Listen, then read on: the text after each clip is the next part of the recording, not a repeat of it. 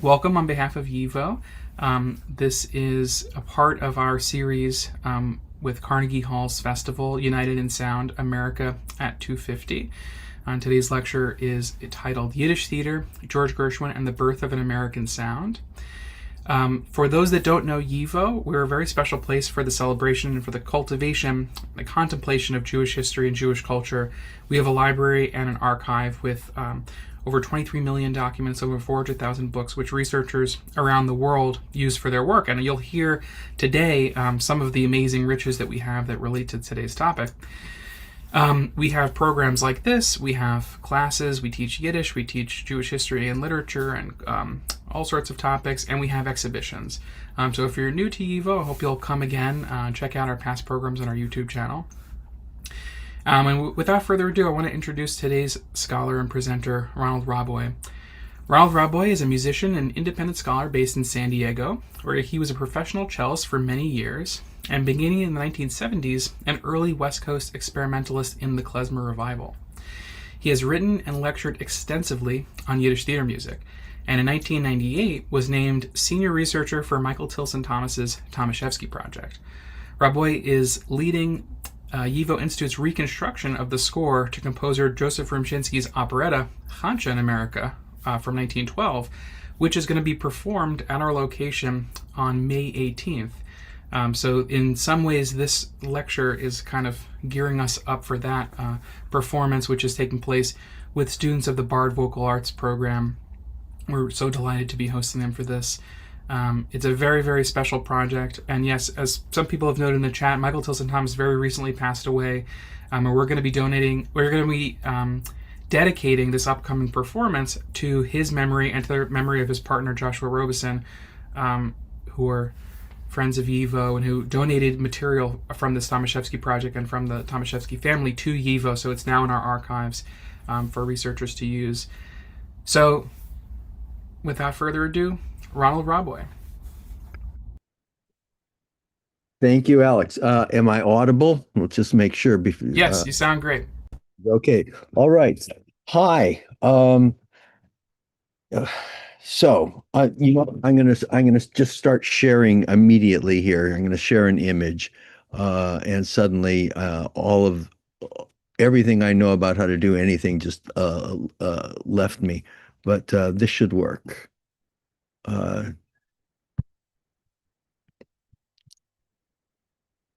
There. Oh, I got a window. Continue to share. Yes, continue to share. There. Do we have an image of Yep, looks great. All right, that's Joseph Rumshinsky, who in his lifetime became known as the Dean of Yiddish theater composers. He was born in 1881 in Vilna, now Vilnius, Lithuania, but then it was part of the Tsarist Russian Empire. He trained as a synagogue choir boy and then graduated, I say, as it were, to theater conducting. In 1904, the young Rumshinsky arrived in America by way of London and built a career in New York City where, with the great success of 3 operettas he wrote in 1911, he achieved what would become an unstoppable momentum.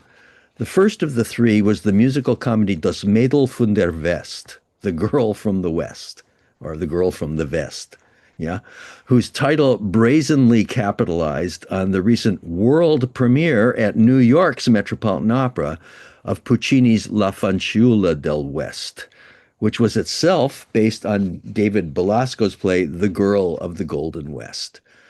Next came Shir HaShirim, The Song of Songs, a passionate operetta about love. And lastly, Weiber, Women, another comedy. By the end of the 1915-1916 season, composer Rumshinsky was approached by Boris Thomashefsky, the storied actor and producer who was also an impresario and playwright and an immensely influential force in Yiddish theater. And Thomashefsky asked Rumshinsky to become his house composer. Rumshinsky agreed on the condition that he be provided with an expanded orchestra and chorus. The pit orchestras in New York Yiddish theaters had been meager affairs, with as few as 9 players, maybe 3 or 4 more if string parts were doubled, or for the rare special occasion, as many as 24 in the pit, which would mean full string sections, but would be so special that it would be mentioned in the theater's paid ads. Rumshinsky, though, wanted access to more orchestral colors, an oboe, a harp, French horns, even timpani added for the first time. So that was his demand. He was ambitious, and Thomashefsky agreed.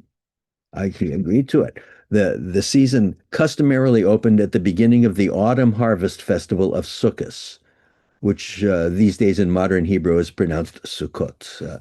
But the ads for the show that opened the season always said it was Lekoved Sukkot, that it was for Sukkot on the occasion of it. For the opening, Thomashefsky would write a new extravaganza, Das zerbrochene Fiddle, the broken violin, for which Rumshinsky would compose a luxurious score.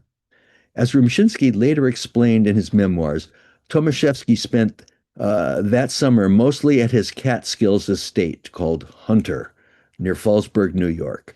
Rumshinsky, who wanted to be nearby so he could work on the new operetta, spent at least part of that summer nearby at the vacation cabin of his friend Philip Greenberg, who was the clarinetist in Rumshinsky's pit orchestra during the season.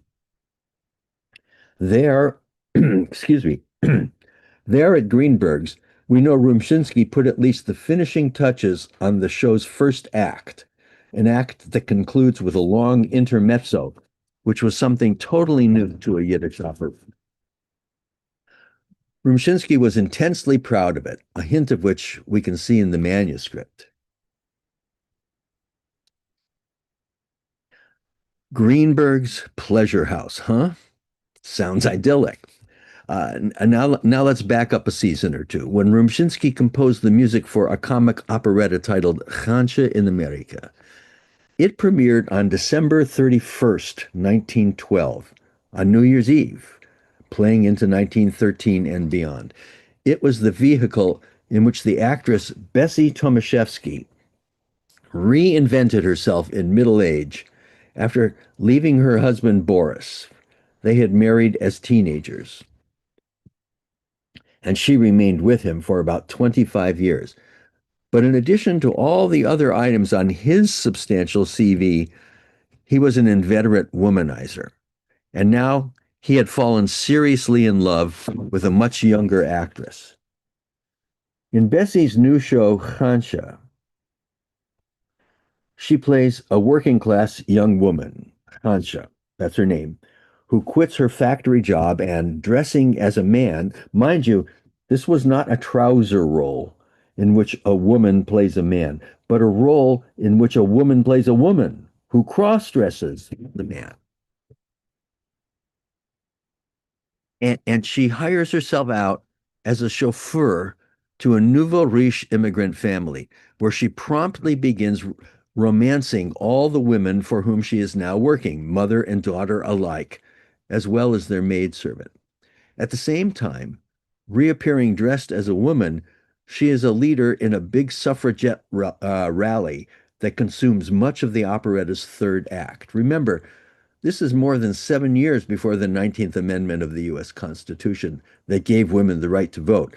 I'm not saying Khantshe's feminism was totally avant-garde, in other words, politically speaking.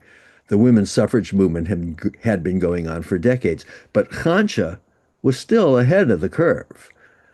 My favorite line in it is "Arunter mit die Häusen und arunter mit dem Mann." Down with pants. I love that line. Down with pants and down with men.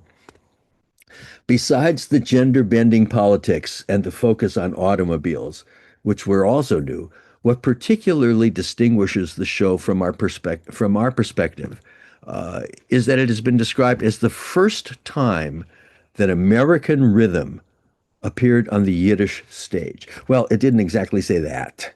It didn't quite say on the stage. It said American rhythm in Yiddish music.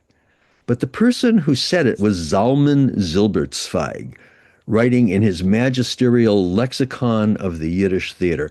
An altogether interesting guy. Zilbertzweig was the premier chronicler of Yiddish theater history, producing his lexicon in 6 large quarto-sized volumes, with a seventh languishing in as an incomplete galley at the time of his death. But the 6 volumes, thousands of pages, were published between 1931 and 1969, with the first in New York, then in Warsaw, then, of course, the war, then back to New York, and finally volumes 5 and 6 in Mexico City, epitomizing the transnational character of Yiddish culture. Zilbertzweig was amazing, but he wasn't a musician. So one has to parse his statement with that in mind. His entire world seemed to have revolved around Yiddish theater.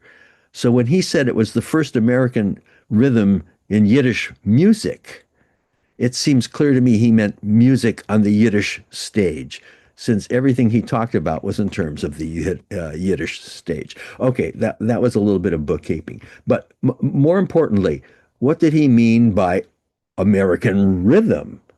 For that, we should turn to the music of Khantshe itself. Listen to the refrain from the song Khantshe, the title song. The title character sings it near the end of the show, in which she extols her own gumption and chutzpah. This is a recording made for a radio. It's a clip from a recording made for a radio broadcast by Seymour Rechtzeit, probably in the later 1950s, maybe very early 1960s. Recorded. It's a private recording off the radio by someone in the Thomashefsky family. Khantshe is allein die schöne Ganze. Oi, oi, oi, Khantsche, die bist allright, wachst allein, bist Bescheid mit der ganzen Lady Khantsche. Pink wie a Policeman Schwanze. Oi, oi, oi, Khantsche, Khantsche, Khantsche, wahrscheinlich die ganze Welt. 25 years ago, I was the researcher for the late Michael Tilson Thomas's Thomashefsky project, as Alex told you. MTT, as he was known, was a remarkable symphony conductor who, as I'm sure many of you are aware, died very recently. He was the grandson of Boris and Bessie Thomashefsky, and he initiated the Thomashefsky project to honor them and their Yiddish theater. We were working on that title song from Khantshe, and he and I agreed with each other that its infectious shuffle was at least part of what Zilbertzweig meant by American rhythm, or maybe that was all that he meant by it. Let's listen to the actress Judy Blazer singing it in the production The Thomashefskys that MTT wrote and hosted and that originally aired on PBS.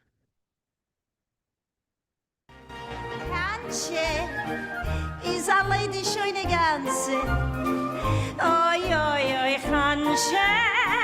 Ach, Vater, held nicht gesperrt, klingeret, heb die Hit für Khantsche, Khantsche. Nor wie a Policeman Schwanze. Oi, oi, oi, Khantsche, no Khantsche, no Khantsche, bescheid die ganze Welt.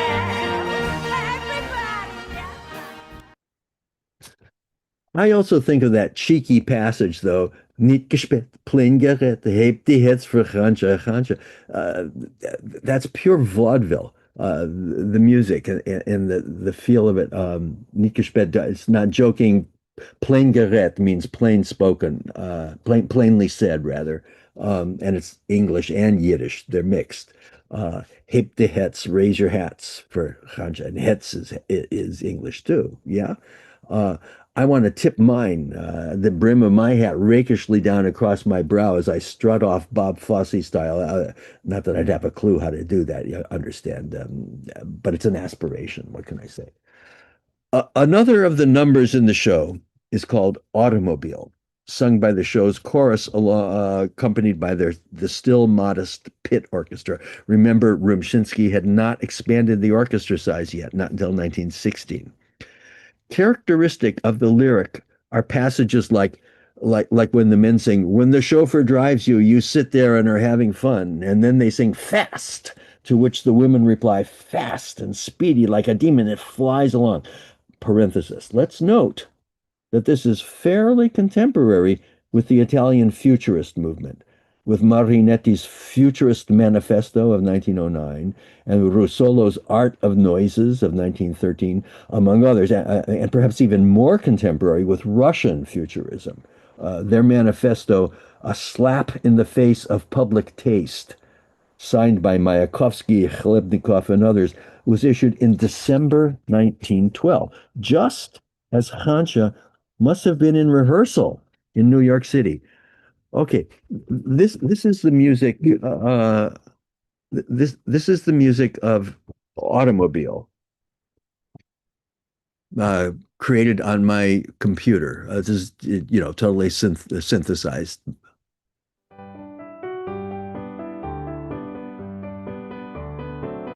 I did the wrong one. Forgive me, wrong slide. Here we go.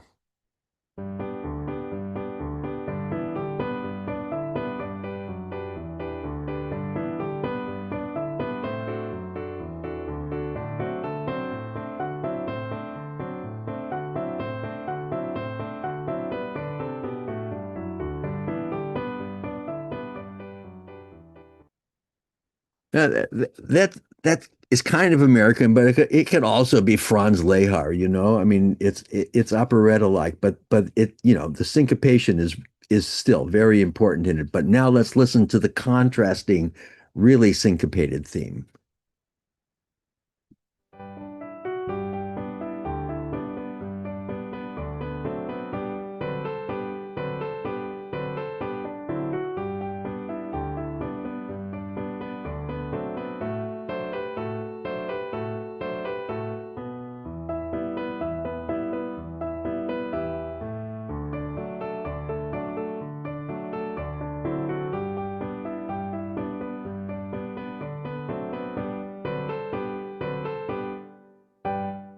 To my ear, that's reminiscent, if certainly simpler in the complexity of its syncopation, but still reminiscent of the music, for example, of Scott Joplin, whose Maple Leaf Rag had sold more than 1 million copies of sheet music only a few years before.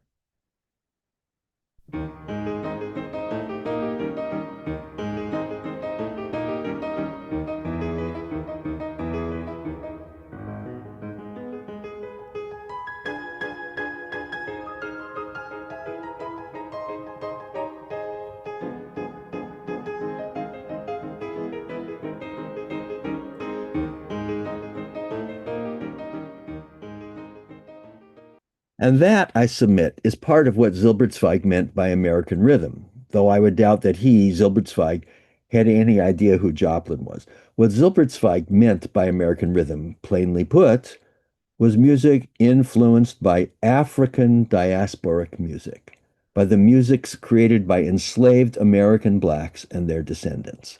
And also, we should add, though to a lesser extent, by other African American influenced musics, those of the Afro-Caribbean and even some Meso and South American musics.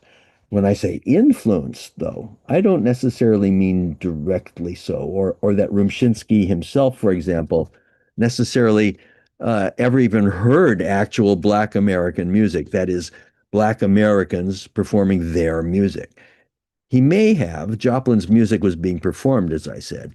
And right around the time of Rumshinsky's immigration to America, there were several Broadway shows written by blacks with all black casts, such as In Dahomey, which had music by the remarkable Will Marion Cook and lyrics by the pioneering poet Paul Laurence Dunbar.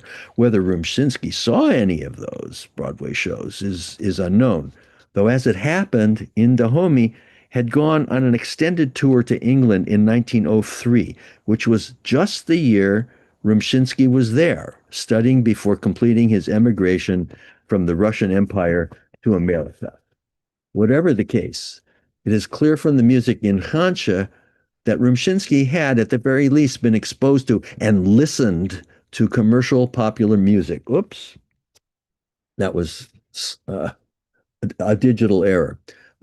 commercial popular music by white songwriters, many of whom were Jewish, as everyone knows, who had absorbed and by that we mean not just appropriated, but simplified, caricatured, and even debased elements of Black commercial vernacular and art musical cultures. It's hard to imagine Rumshinsky being unaware, for example, of Alexander's Ragtime Band, the song that made Irving Berlin into a celebrity in 1911.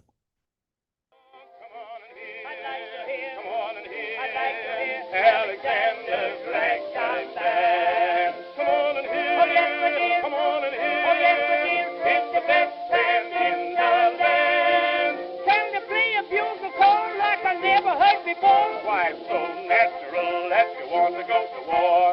It's just business and what am. Honey lamb, come on along, come on along. Let me take you by the hand. Up to the man, up to the man. The next year, 1912, when Rumshinsky was composing the music for Khantshe, sheet music for Alexander's Ragtime Band sold 1 million copies.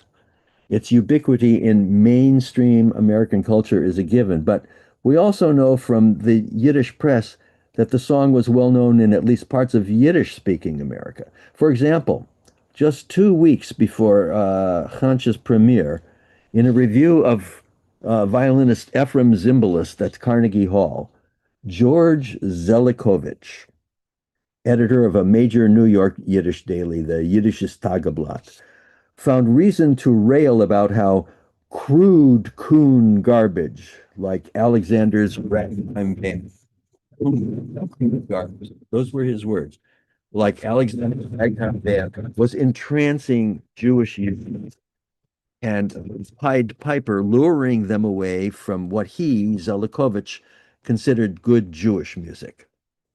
Whether by coon Zelikovic was thinking of actual Black Americans, or whether it was the racist caricature of them by whites in blackface, or whether Zelikovic could even distinguish between those two, is anybody's guess. But the ugly history of coon songs is in fact the history of America's racist caricature, appropriation, and degradation of Black music. And there it was, in the Yiddish press, precisely contemporary with Khantshe in Amerike. So I find myself thinking, was the American rhythm that Zilbertzweig heard, or maybe he only heard about it, now that I think of it, but was that rhythm that Rumshinsky was writing, was that influenced not by Black American music, but by whites' racist caricature thereof? And I confess, I have to think that is likely the case. This is not to impute any racist intent to Rumshinsky or his music, nor do we know if he was much more aware than Zilbertzweig of how Khantshe might have been heard by Black Americans had they ever had reason or desire, much less the means and opportunity to see the show. But neither should we kid ourselves. Rumshinsky's music for Khantshe, wonderful as it is, made use not only of certain elements of Black American music, but also of caricatures of that music developed by racist white culture.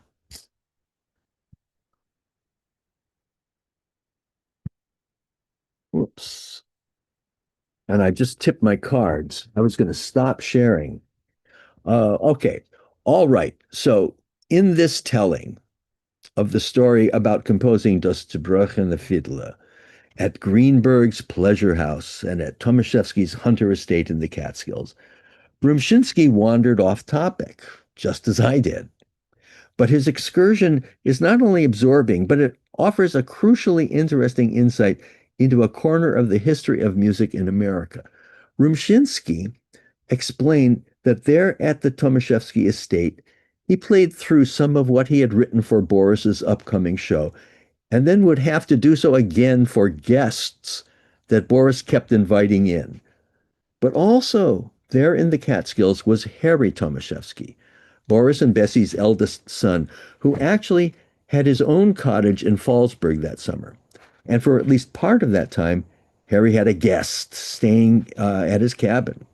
Not surprisingly, the two of them, 20-year-old Harry and his guest, who was a couple of years younger, were often hanging out there at Hunter, and Harry asked if they could listen to one of the many command performances that Boris had Rumshinsky playing. Some days later, or perhaps it was a week or two, Rumshinsky's writing is unclear on that, but it does say that he, Rumshinsky, tagged along one day with Boris, who was motoring into Fallsburg from Hunter. Pulling up to Harry's cabin, Rumshinsky wrote, he could hear a piano from within, and he could not believe his ears. Someone was playing entire pieces from Das zerbrochene Fiedler, entire pieces from a work in progress that had never been heard in public, forget recordings. Sitting at the piano was Harry's friend, and Harry, according to Rumshinsky, explained that George remembered almost your entire operetta by heart. Rumshinsky, that's what Rumshinsky recorded, Harry said. Your entire operetta by heart. Rumshinsky wrote that he asked Harry how many times had George, that was his young guest's name, how many times had George heard him play it through? And the answer was just twice, because he left the next day. So that's the story. George, I'm sure you're guessing George's last name by now, was a month or two shy of 18 years old. I'm going to share again here. And suddenly all of my synapses are gone. Share.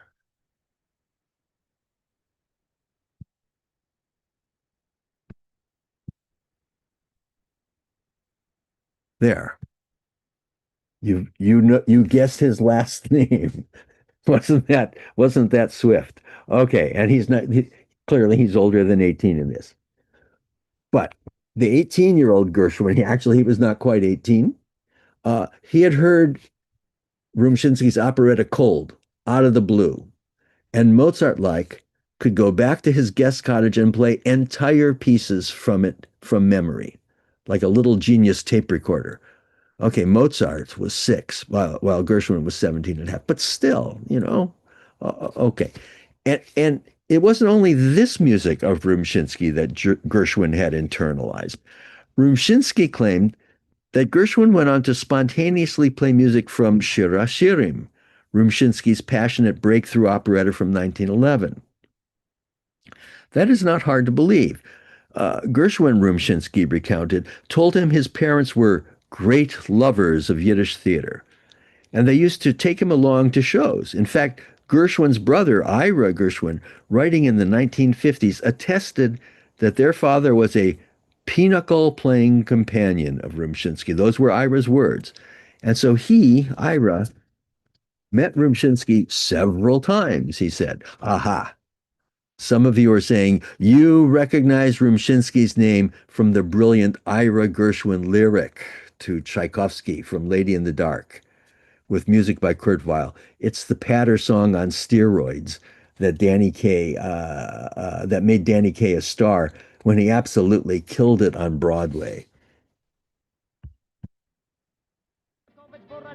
Novakovsky, Tesliedov and Karganov, Markevich, Panchenko, and Dargumisky, Chervachevsky, Ryabin, Vasilenko, Stravinsky, Rimsky, Kosakov, Kuchorski, Yangrachanov, and Glazunov, and Cesar Kvikalinikov, Rachmaninov, Stravinsky, Yangrachanov, Rumshinsky, and Rachmaninov. I really ought to stop. The subject has been brought upon enough. Stravinsky, Rachmaninov, Rumshinsky, Rachmaninov. I better stop because we feel we all have undergone enough.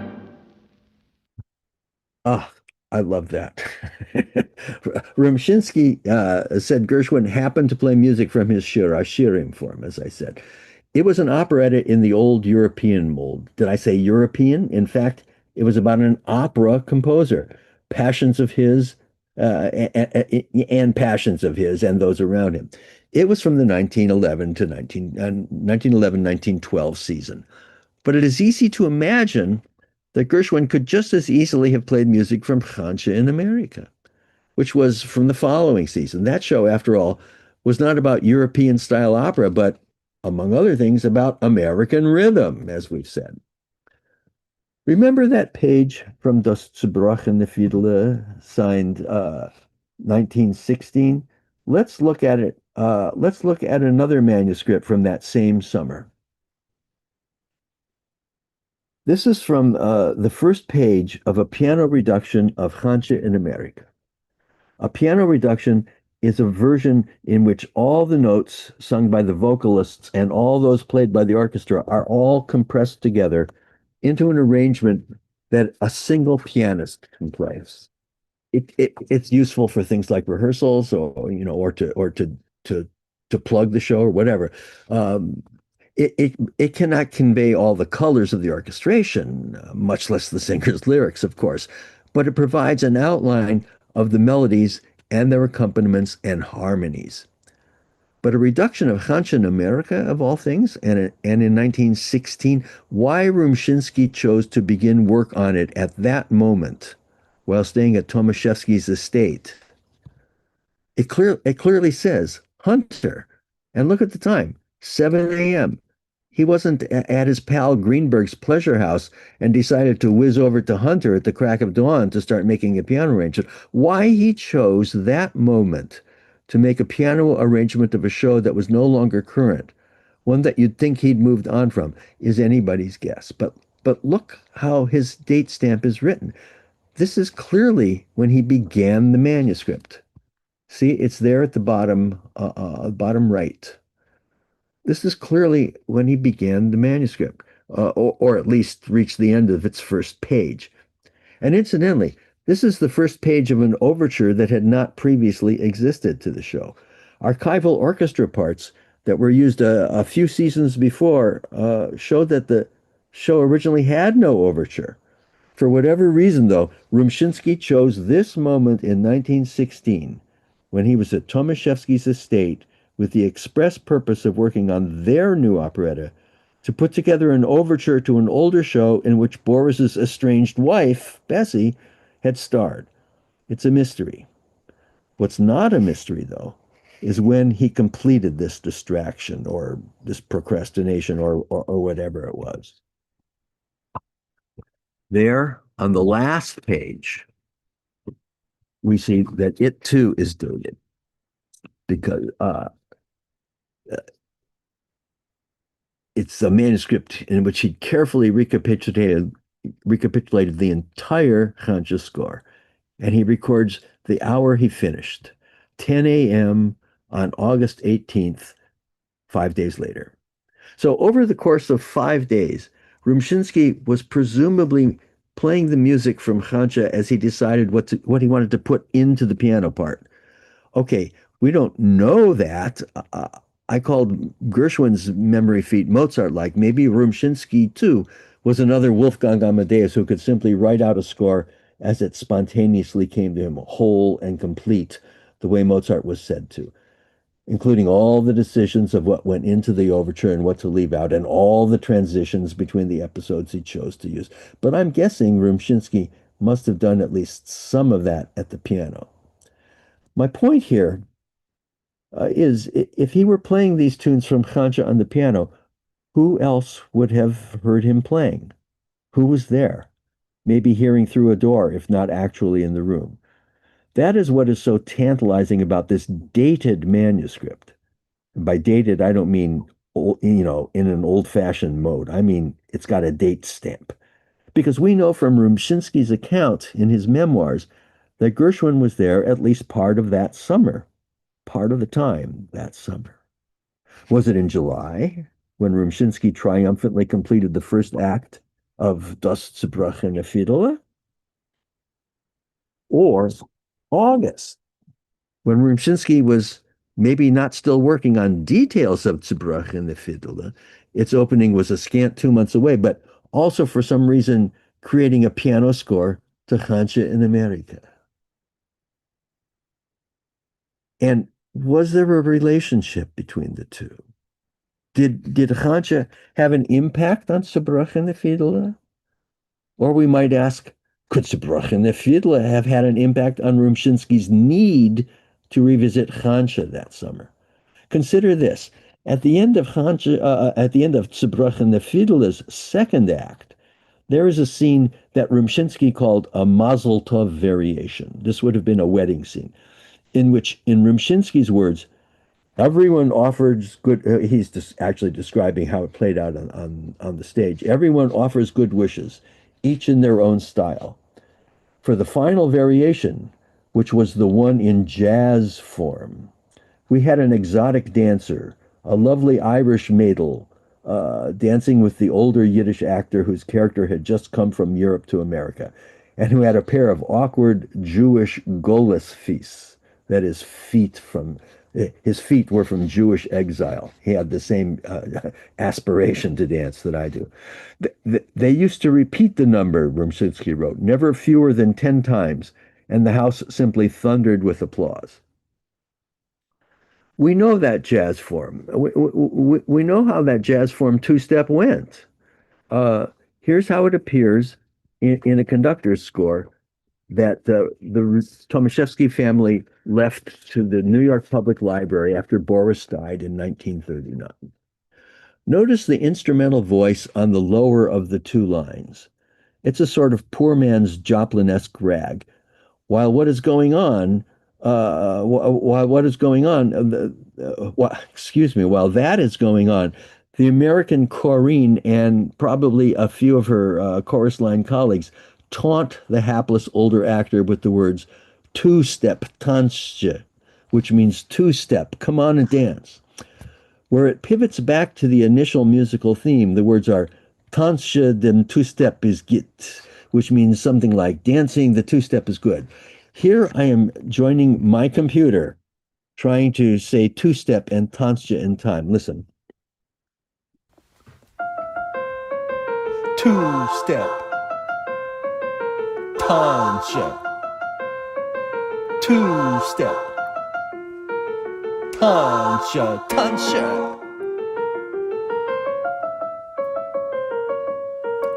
Khantshe.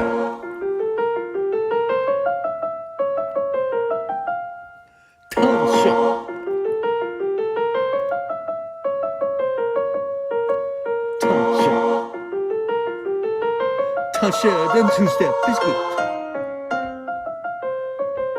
Two-step, Khantshe.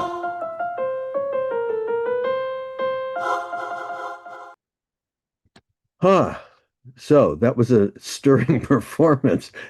And, I know I was introducing someone I had played professional cello for all those years, all those countless pop concerts with Marvin Hamlish, and I still couldn't say Tanzia dem two-step is geht in time. Well, such is life.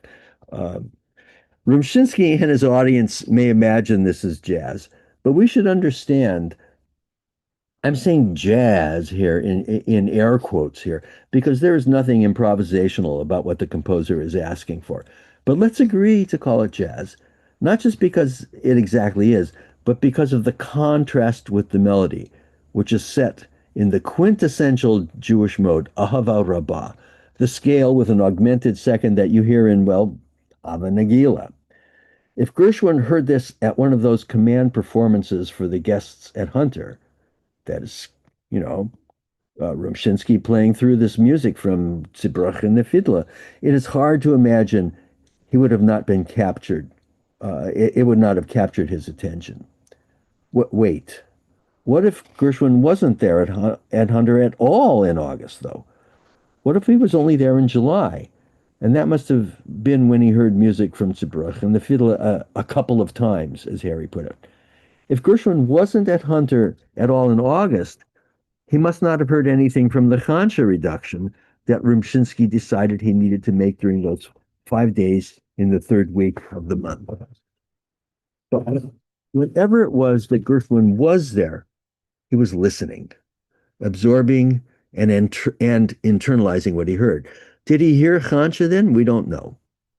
Though Rumshinsky's scores, with their clearly recorded dates and combined with his later account of meeting Gershwin there, the account was published in the 1940s, but there must be a kernel of truth to it. They make it all so provocative. They make it crazy compelling for a researcher like me. The date at the end of the Zibruch and the Fiddler act, the dates at the beginning and the end of the Khantshe reduction, the account in his memoirs, all lining up like a once in 500-year astronomical convergence. They make me want to say, see, this proves what? Well, admittedly, nothing. But but now it must be said, I can well imagine that a younger George Gershwin also heard Khantshe when it was originally played by Bessie Thomashefsky nearly 4 years earlier. In 1916, when Gershwin was hanging out in the Catskills with Harry Thomashefsky, he was already nearly 18 and had already been working as a pianist in Tin Pan Alley as a song plugger. Pluggers were pianists who worked in music stores or for publishers playing through songs for prospective customers, helping them decide whether they liked the song well enough to spend their money on the sheet. Gershwin had also begun at the very beginning of the year getting to record popular songs on piano rolls, the perforated paper rolls from which player pianos could replay the performances. Over the course of nearly 15 years, Gershwin made about 140 such rolls that are known of. He is thought to have made his last one as late as 1930. But in that first year, from January through June of 1916, he made about 30. Okay, in July and August, though, he made only 3 altogether. But hey, if Rumshinsky's story is to be believed, we know Gershwin was up in the mountains busy during those 2 months. So he wasn't in the city making piano rolls. Anyway, at this point in mid-1916, none of the rolls he made were of his own music. They were all songs by others. He wouldn't begin recording his own music until 1919. But of the 8 rolls he made in 1 month of June 1916, interestingly, 2 were labeled Hebrew music. One was Gott und sein Mishpat ist gerecht, or God and his judgment are just. And the other was Das Pintele Yid, meaning something like the quintessence of Jewishness.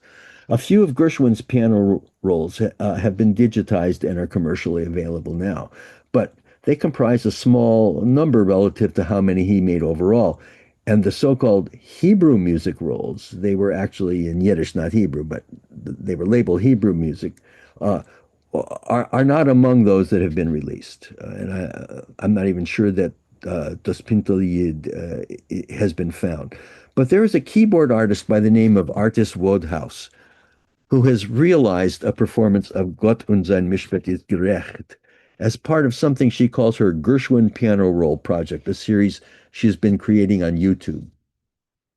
First, let's listen to the refrain of the song on a recording made in 1918 by the Yiddish theater tenor Kalman Juwelier, and then the same passage from Wodehouse's playback of Gershwin's piano roll.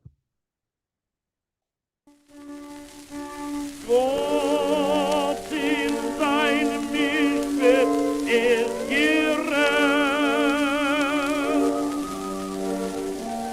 Mit so kein Mord ist sogar Gott ist schlecht.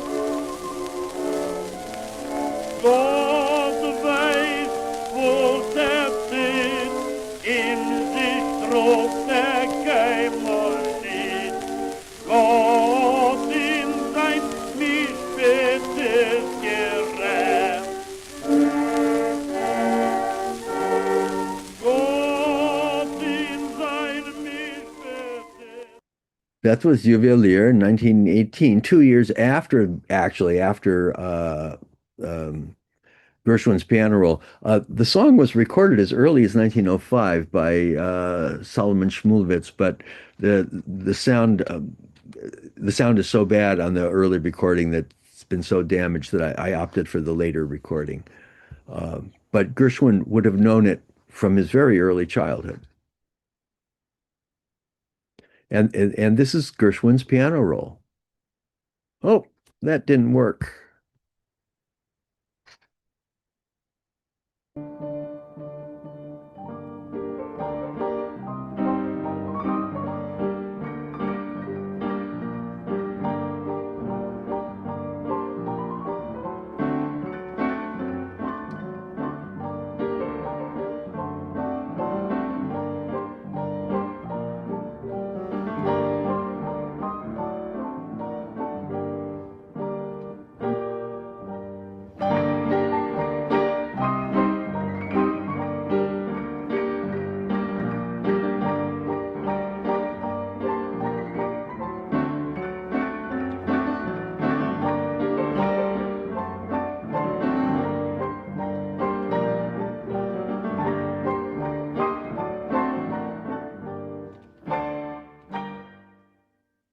Mechanization and distortions notwithstanding, it should be clear that already at that point, a month before he went up to Hunter to visit Harry, George Gershwin had a distinct personal style that he brought not just to his playing in general, but that he also brought to the Jewish music.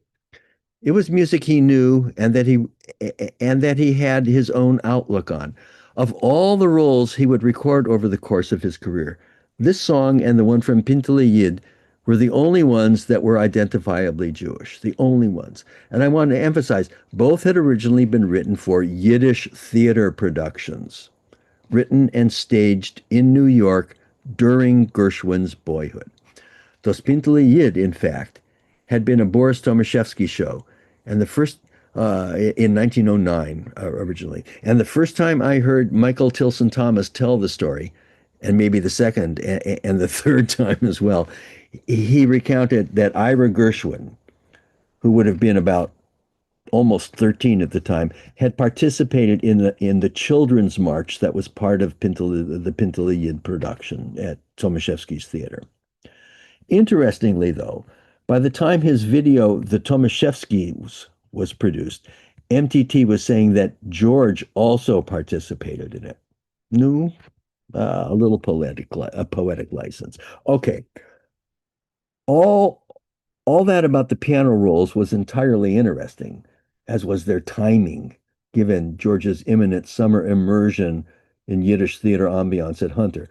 But let's return to Khantshe. When it premiered, George had just turned 14, only 3 months earlier.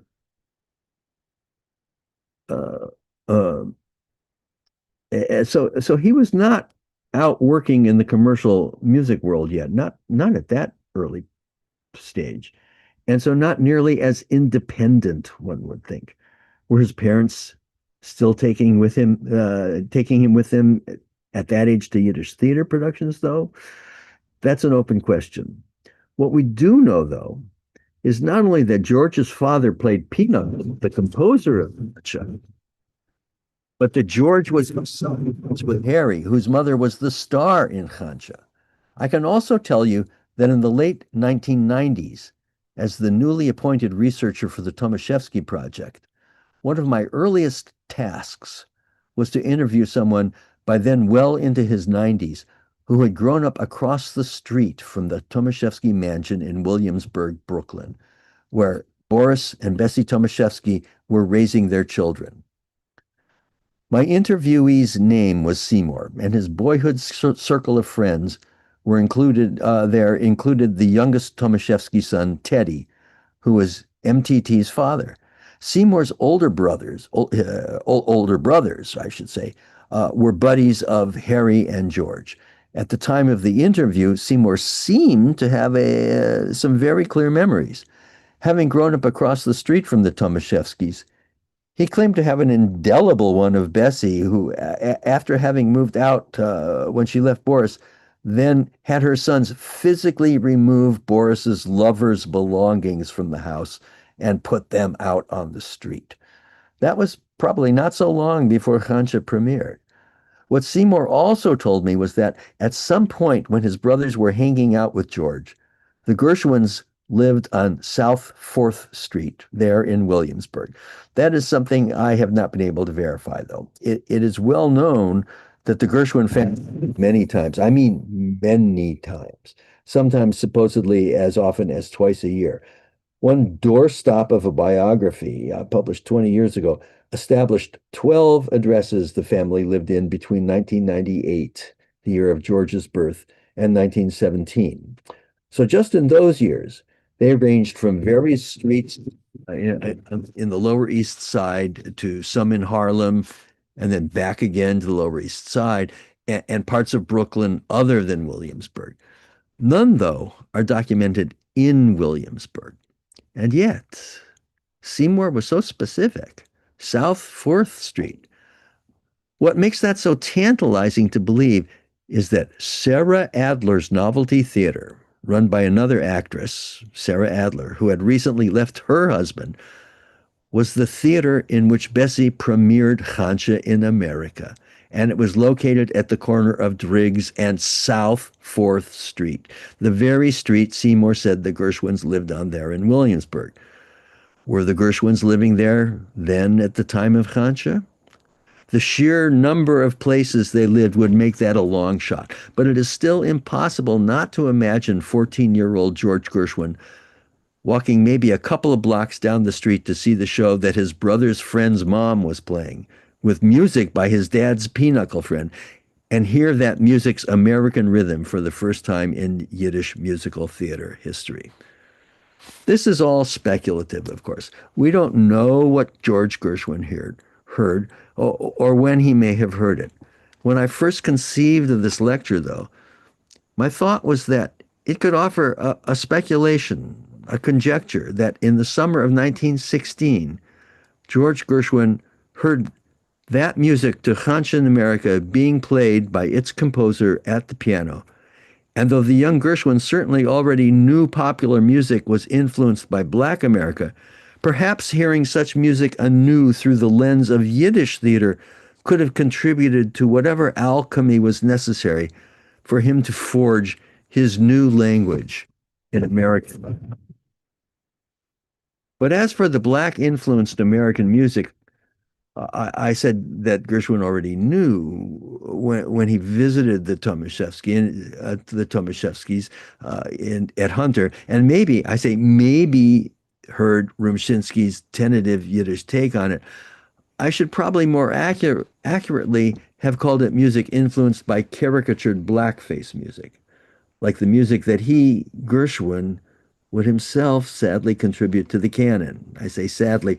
It was wonderful music, but its social implications, are insidious.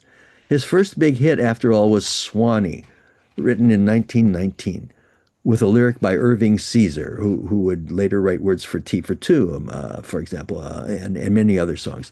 Caesar's words to Swanee offered a sort of gloss on those of Stephen Foster's antebellum minstrel song, Old Folks at Home, way down there on the Swanee River, far, far away, and so forth. I called that a minstrel song, but so did its original sheet music, and explicitly so. Gershwin's song was written more than a half-century later, but minstrelsy was not dead. Listening to Al Jolson's hit recording of 1920, you could not see his corked-up face, but in his live performances, you certainly could. Swanee, how I love you, my dear old Swanee.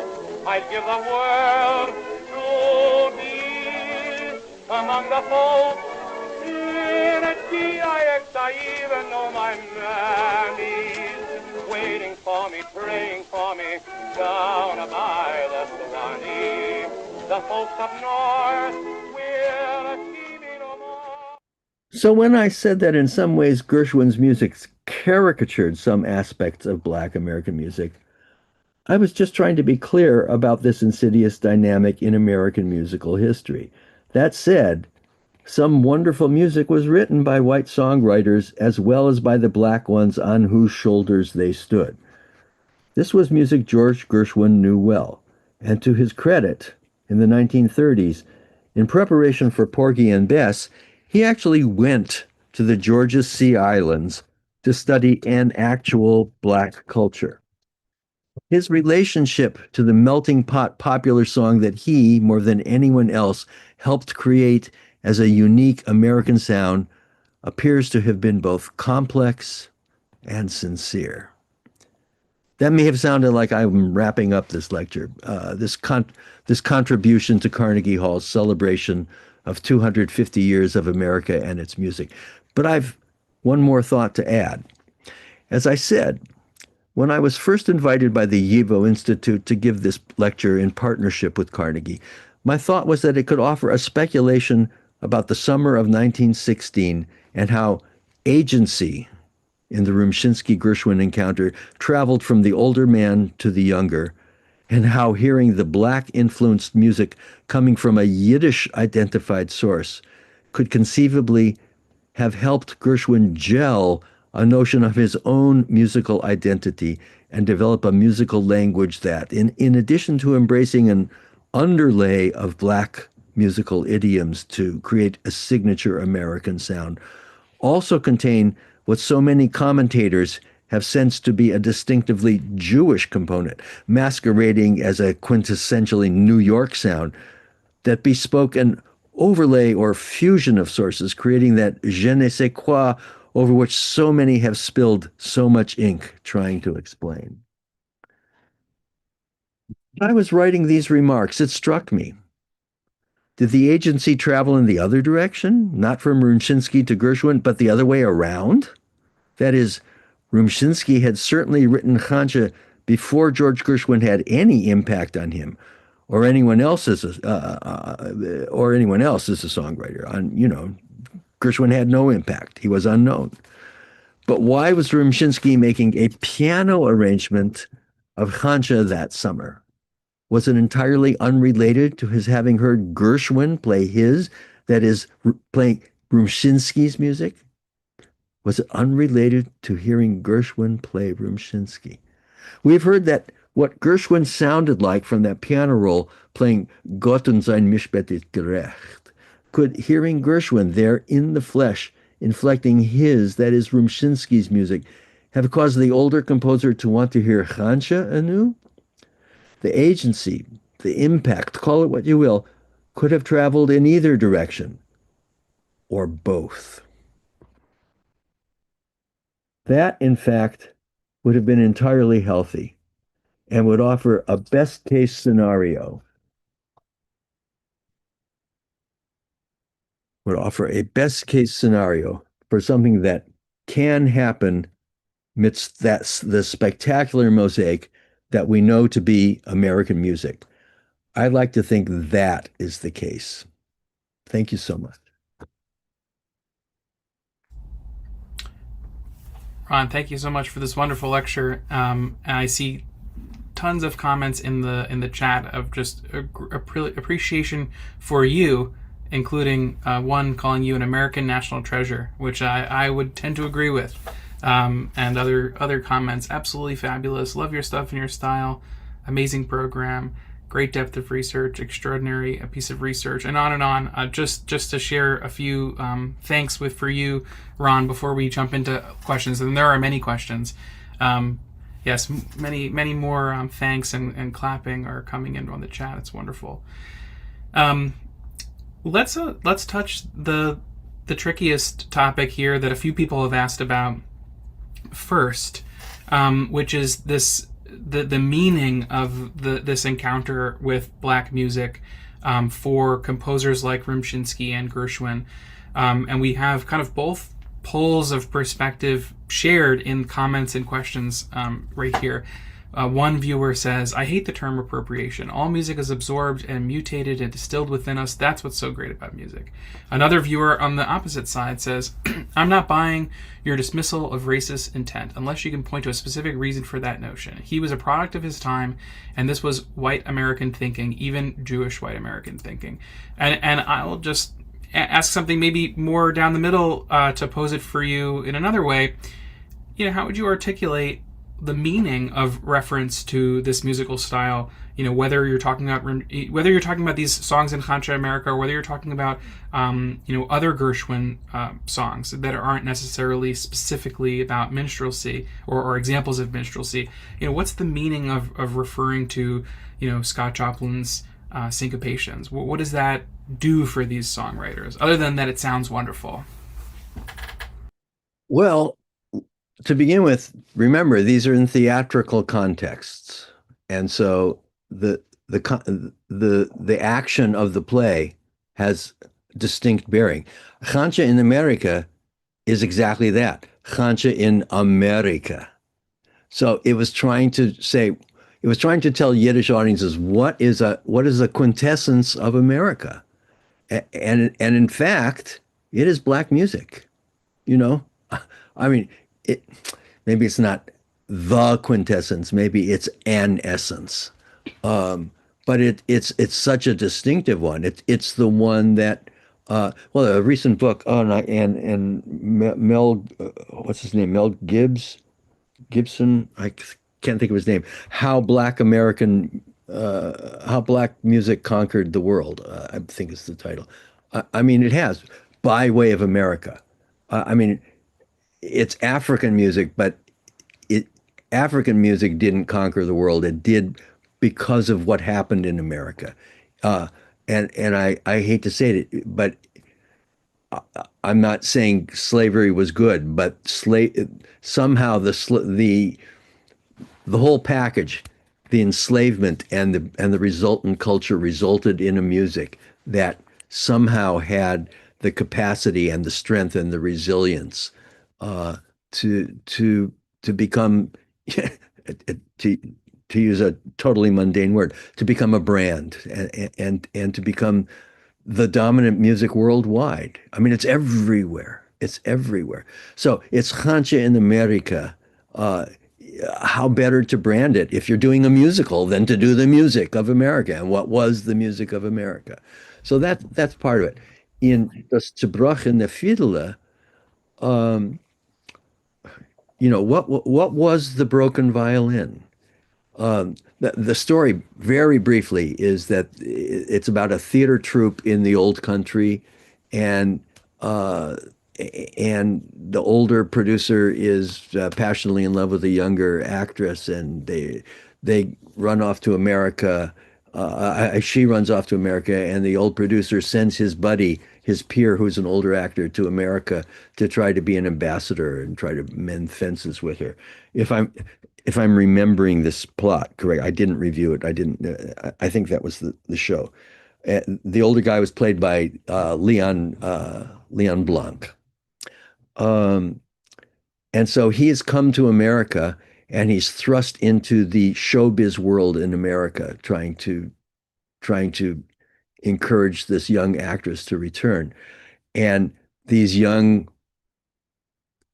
non-Jewish American dancers are showing him the two-step and making fun of him.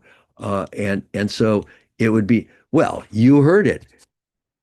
They were saying you can't, it's too hard for you to do. Well, it was too hard for me to at least do with my computer. I think I could have done a live performance, but playing with I don't sing with a computer. I don't sing. Um, so and that's the fundamental dialectic of American music. Amiri Baraka, all right, his poetry turned anti-Semitic later in his life, but his book Blues People is about this dialectic. It's about how black music kept being appropriated, and black culture always then had to move on from the form that whites had taken over and create something that was more authentic to them and incidentally more difficult for whites to absorb each time. So eventually, you went from swing to eventually to bebop, which is an incredibly difficult music. Um, and to Jones or Baraka, that was what it was about. Uh, that was in a capsule. That's what was happening in Zerbrochene in the fiddle. The old country's violin was broken when this dancer tried to dance the two-step and couldn't quite manage it. I don't know if that answers your question, but it's an interesting context to put it in. Yeah, one of the things I just want to underscore from what you just said that's very interesting is that this American sound is kind of born, perhaps in part, to depict America, and then it also becomes a kind of signature of American music in a broader sense, and so that's part of that's part of what's really interesting about the music of Khantshe, that it's depicting Americanness, but in the process it's participating in this thing that becomes an American sound. And we should just say in the Khantshe, the music wasn't the only thing doing it. It was also about cars, and it was also about suffragettes, and it was about And when you're talking about suffragettes, you're necessarily also talking about voting rights, uh, which was also an essence of America. But it was also about mechanization and speed and also superficial culture. Um, so there were a lot of things that were Khantshe in America. Um, There's tons of questions here, but maybe this one's a good one to go to next, just to loop back to Irving Berlin and this question of what role does Irving Berlin play in this dynamic. We have Scott Joplin, Rumshinsky, Gershwin, Yiddish music, American music, and you mentioned Alexander's Ragtime Band as a really important inflection point in popular music. Maybe you could loop back to that and just bring Irving Berlin back into the story for a moment. oh, well, I'm not sure what point to make about him, except to begin at the beginning, which is that he was a cantor's son. Uh, and he was born in the Russian Empire and not in the Pale of Settlement. He was born in Russia, in Siberia, to a cantor's son. And the family came to America, and then he started singing in beer halls and realized he wanted to write this music. Um, and here I'll insert a parenthesis and point out that there's that story was recapitulated in The Jazz Singer, in which a cantor's son is singing in beer halls as a youth. Gershwin, Irving Berlin, some of his early sheet music was Jewishly identified, and I can't think of the titles. I'm doing a talk like this kind of erased my hard disk here, as did my age. Um, but there were numbers of songs he wrote that were clearly about Jewish characters. But he obviously was entranced by, if not black music, then white caricature of black music. And he was, from one perspective, guilty of perpetuating that. From another perspective, uh, he was productive in helping integrate it into American culture. Um, I see a fascinating comment here from someone whose family member was involved, a Jewish composer involved in the founding of ASCAP, and just talking about the great respect for Scott Joplin as a pointed counterpoint to the idea that all interaction with this music was a form of caricature or disrespect. So many questions. Here's a very quick one. You often find Rumshinsky's name misspelled without the N on sheet music covers. Is there anything other than this was a typo to share about that, or is this simply this was a typo? I think it wasn't a typo. The I think he changed how he heard it wanting to be said. I mean, it might have been something in between. I don't know, but it was clearly It appeared that way in transliterated and in Yiddish. I mean, that was his name. It was Rumshinsky. Oh, so the N was added at a certain point. And was added at a certain point. Oh, okay. Very interesting. Yeah. Another quick question. Did the Thomashefskys officially divorce, or did they just simply separate? My understanding is there was never a legal divorce, that Bessie just walked out. That's my understanding. And she moved the Half Moon Hotel on Brighton Beach or something. I'm probably getting that wrong, but it's something like that. It's a place that people know who are from New York. I'm not from New York, so. So that Gershwin piano roll. That's what are the mechanisms of that? That's literally a piano roll created by Gershwin. I mean, it's an amazing performance. And when someone plays it back, they have to.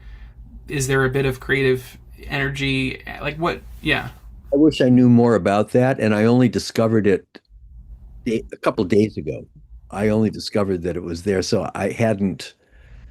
I was going to refer to the piano rolls because I knew that he had made these two Jewish tunes right on the cusp of attending the Thomashefsky Rumshinsky confab. But so I didn't have time to learn more about it, which kills me. I would have liked to have understood it better.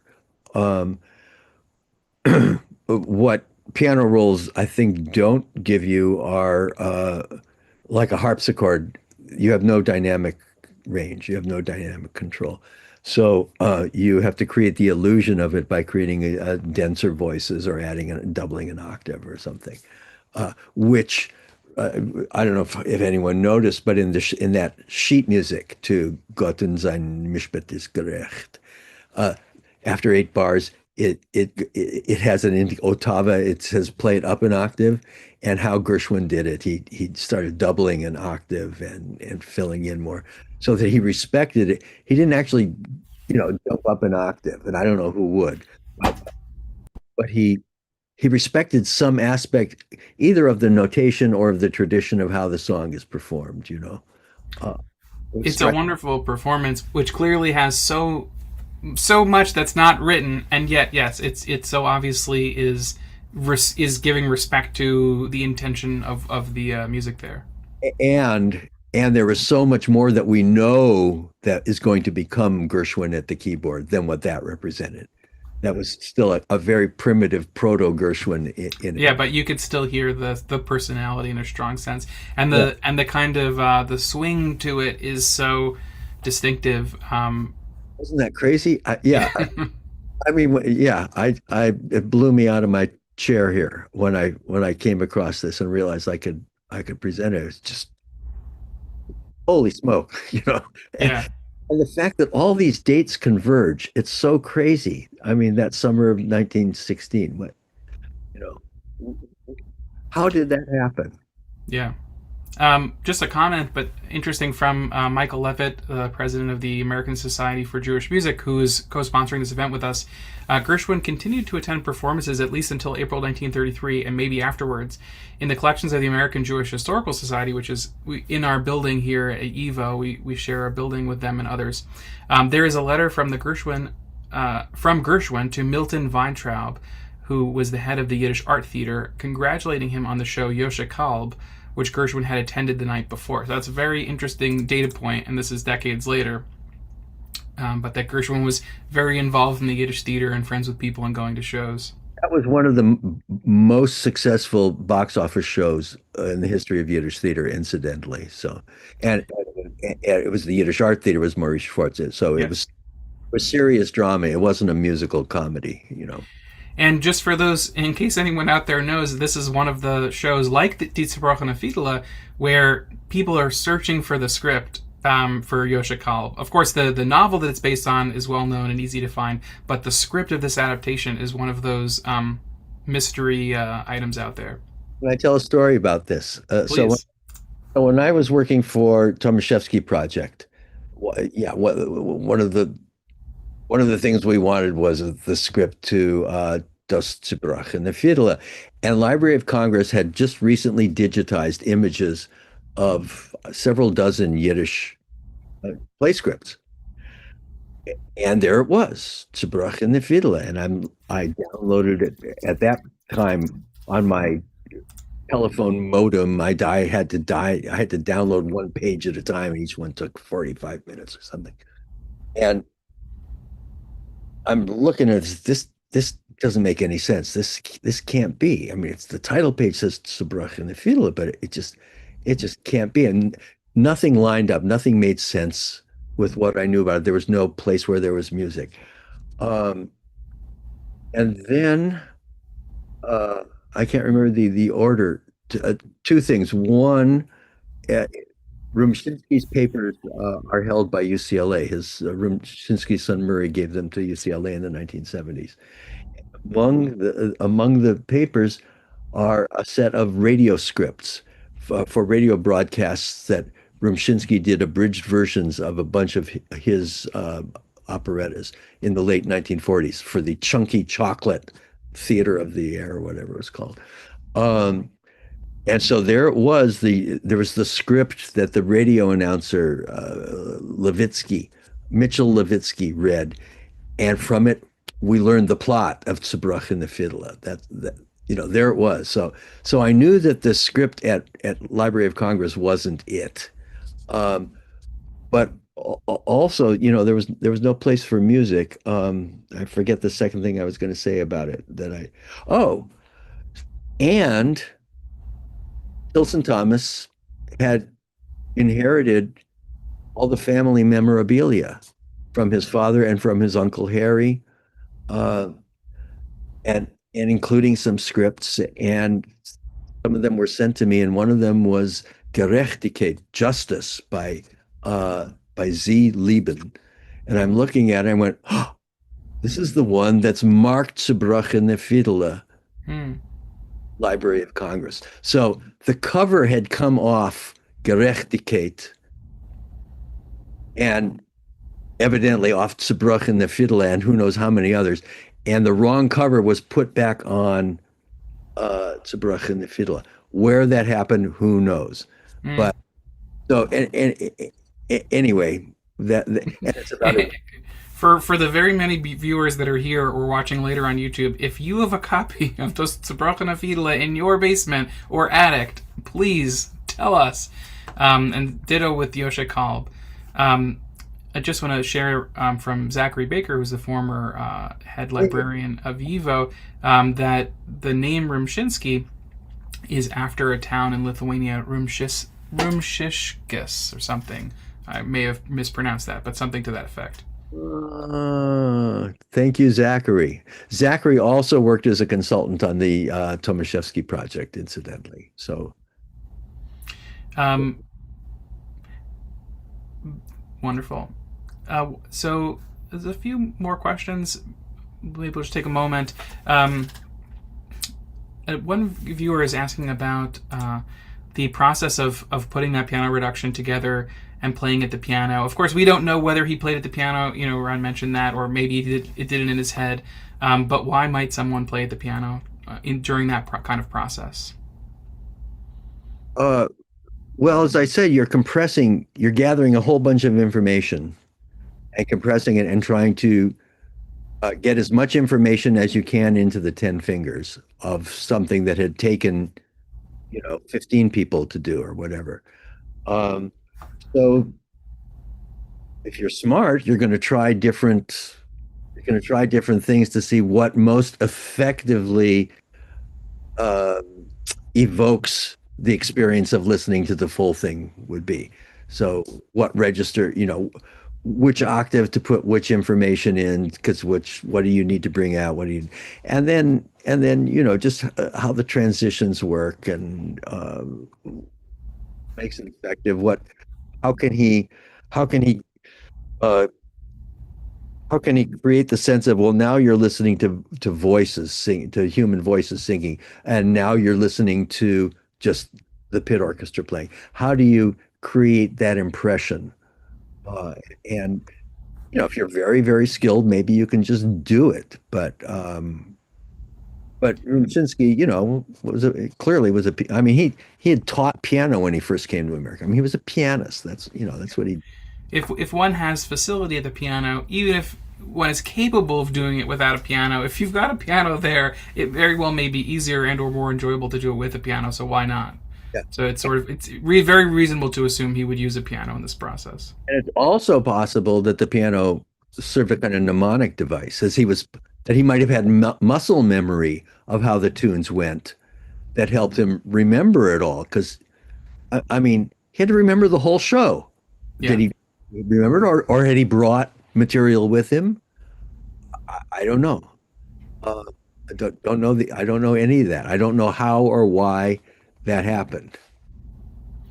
A final question. Some people often say this, and this viewer is asking if the song Summertime has any kind of Yiddish music influence.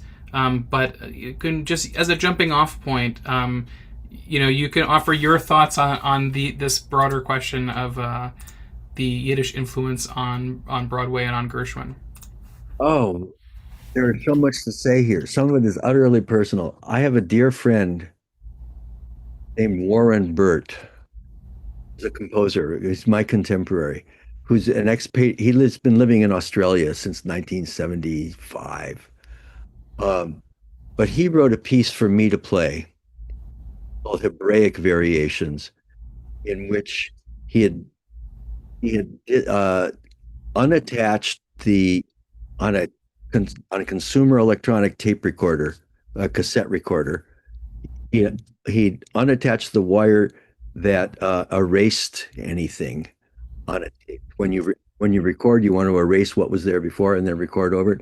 He had dismantled the erasure function, and then it's said to mount a speaker, a small speaker on a long wire, plug it into the tape recorder, and begin spinning it around, recording myself playing Summertime badly on the violin over and over again while the speaker was spinning around. And this was like Yom Kippur. It was like the chicken, right? I mean, except he didn't know that, but and he called it Hebraic variations.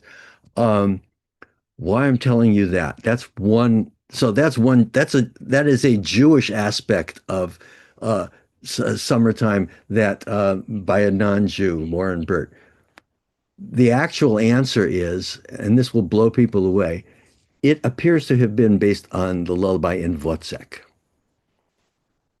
the opera, the 12-tone opera by Alban Berg, as much of Porgy used aspects of Wozzeck as models. And there's a brilliant paper about really analyzing, really showing that it is the case. And it is known that that Gershwin didn't his music didn't sound like 12-tone music, but he was a very big admirer of Berg in particular.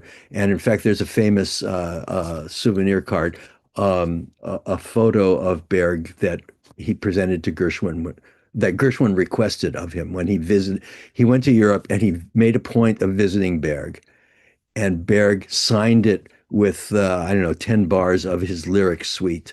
That was part of his signature. So the answer is it's actually not Jewish. It's actually based on, well, it's based on 12-tone music, which was invented by the Jew Arnold Schoenberg, who had converted to Christianity, and, and then converted back after the Holocaust back to Judaism. So, Well, from there Dos you go. Pintalaid to Wozzeck, Wozzeck was a topic I did not anticipate coming up today, Yeah. but that was amazing. Yeah. Ron, thank you so much for this wonderful lecture. This has been a pleasure. You're very welcome. I'm sorry to disappoint the person who wanted to know more about summertime. Let's just call it the summer of 1916. Perfect way to end. Thank you, Ron.